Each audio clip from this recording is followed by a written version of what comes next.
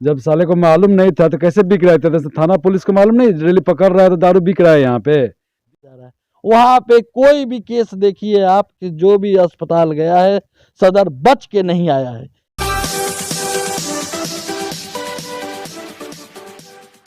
बिहार में शराबबंदी और शराबबंदी के बाद लोगों की मौत। कहीं ना कहीं जहर का सौदा बिहार में शराबबंदी करके जहर का सौदा किया जा रहा है और जहर लोगों के घरों तक पहुंचाया जा रहा है, जिससे लोगों की मौत हो रही है। और उसके बाद यह सरकार बिल्कुल मौन धारण किए हुए है। पहले यह सरकार अंधी और बहरी थी, अब यह गूंगी भी हो गई है, सुनने के बाद भी कुछ नहीं बोलती है। लोग मर रहे हैं और मुख्यमंत्री का एक ही बयान आ रहा है, आप पियोगे तो मरोगे।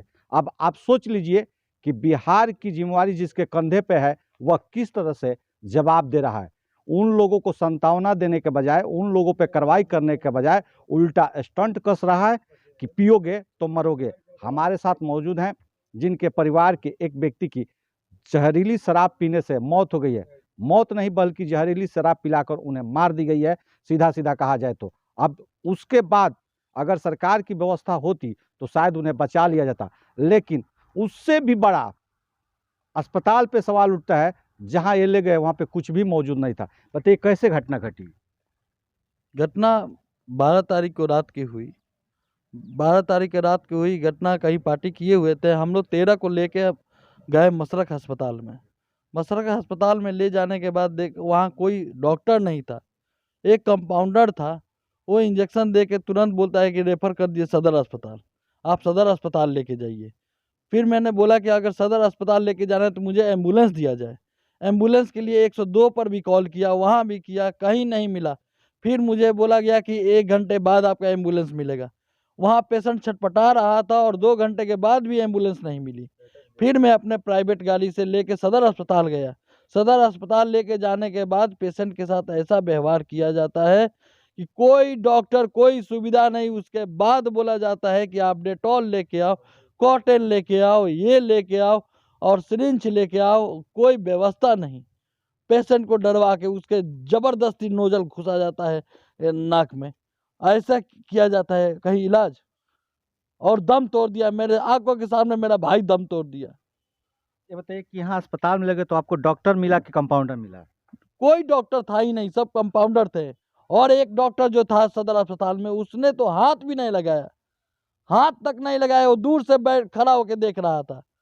और कंपाउंडर कौन था, उसको करने नहीं आ रहा था। वो पेशेंट को इलाज कर रहा है, वो क्या करेगा जिसको नॉलेज ही नहीं है। और एक सरकारी अस्पताल में ना डेटॉल है, ना कॉटन है, ना कुछ है, और बोला जाता है कि इलाज किया जा रहा है।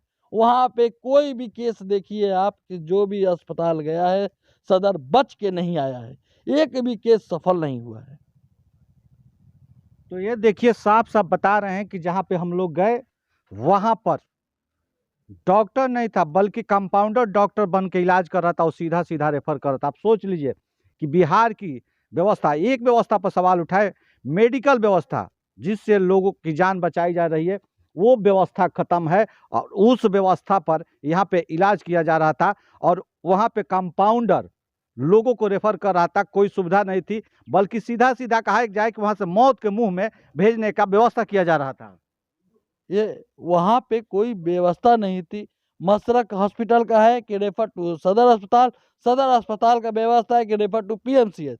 क्योंकि कोई डॉक्टर नहीं, अपना हाथ सब ऊपर कर लेते हैं कि हम लोग के पास कुछ नहीं है। यानी refer to refer to refer हाँ, टू रेफर टू करते रहे। खेला खेला जा और रहा था। एम्बुलेंस नहीं दिया जाता, आप कैसे भी लेके जाओ पेशेंट को, आप मार दो।